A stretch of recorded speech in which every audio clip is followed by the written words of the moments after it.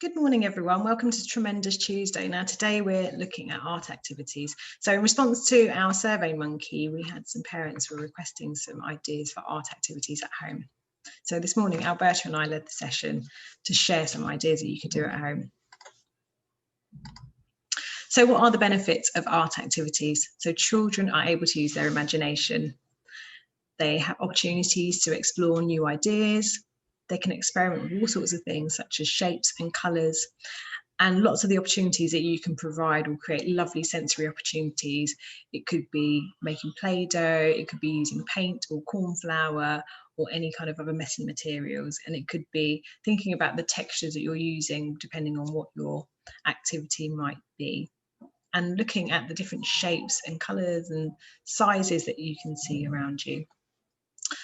We have opportunities to really test out ideas and solve problems. So children can be really creative and just think about, whatever their interests are, and there is no right or wrong way. So they can persevere in activity, try different techniques.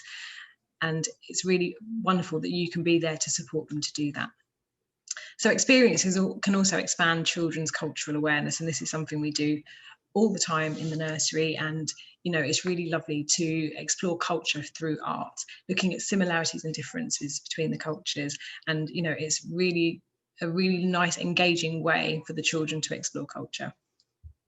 Children are able to really develop their self-confidence. It's really important to celebrate what they're doing, to talk with them about the activities they're exploring, and and again, knowing that there's no right or wrong way to do anything, and it's just about exploration. They can really feel confident about what they're doing and choosing to make. So how can you support your child at home? So sometimes we don't want to get too messy, but it is really important to have a space that they could that we can wipe clean. You can put newspaper down. If you've got a hard floor that can be washed, that's great. A wipe clean tablecloth. And they don't need a really big space. If you're there working with them, it probably isn't much messier than dinner time. So also allow your child to explore, their ideas using recycling materials. So you don't necessarily need to go out and buy special materials. There are things that you can get like cardboard tubes, boxes, plastic bottles. You can use bottle tops. You can use straws that can all go towards creative activities. It's really nice to join in with their imaginary play, and think and talk through the ideas that they're doing. Children, as they're growing up, they don't necessarily have the vocabulary to explore and share and communicate their ideas, but you can see from what they're doing that you can provide that language for them.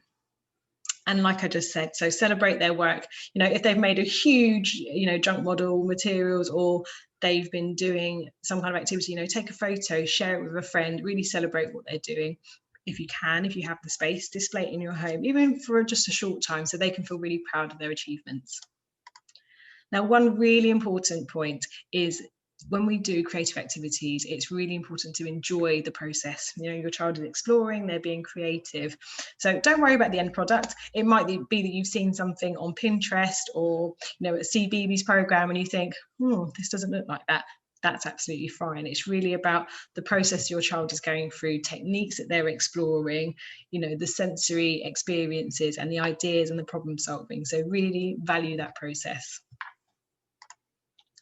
So Alberta has previously made a video that's on our YouTube channel, and there is a link here that you can use. This PowerPoint will be on our website as well for you to look at.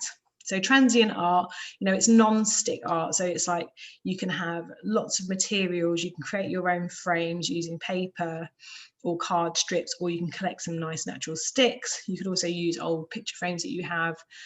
You can explore all different types of ideas, seasonal ideas with natural materials, the sorts of things you might collect in the park, as you can see here in the picture.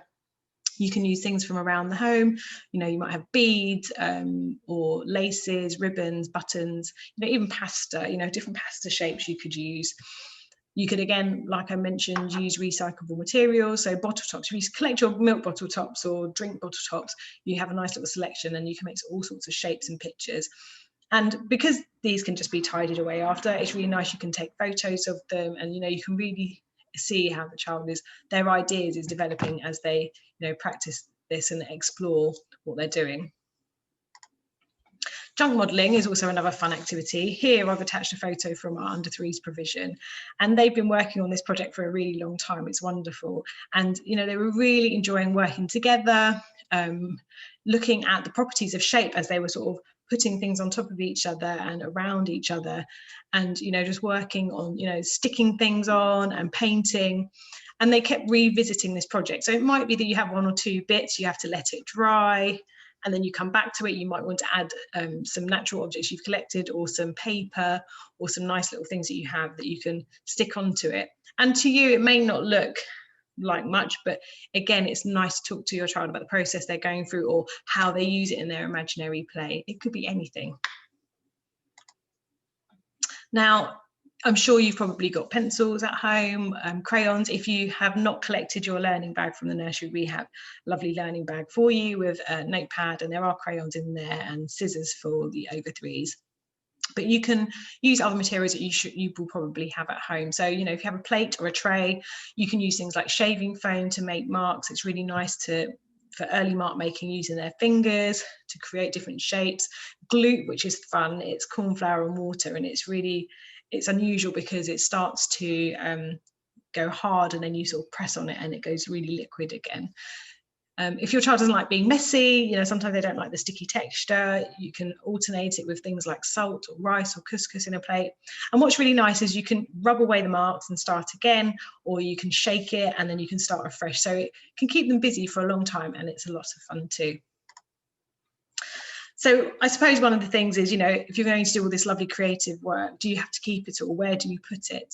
So again, Alberta's made a really nice video that's on our YouTube channel about, you know, if they come home with little drawings, or you've been doing some bits at home, you know, you can take photos of them, share them with family and friends to really celebrate their achievements. You can, you know, make them into lovely gift cards or little photo you know, framed presents that you could give to each other, especially at the moment. You know, it's hard to get to shops, so actually it's a nice way of, you know, sharing the lovely work and unique work that your child is doing. So if you can, if they make something out of some junk modelling, or they make a collage or a painting, it's really nice to keep that for a time to really celebrate and make them feel proud of what they're doing. Okay, so we've spoken to our team, and we are adding sort of more art creative activities to our weekly planning grid. And also we are starting to add some more activities to our YouTube channel. So we'll keep you posted. Thank you very much. Bye.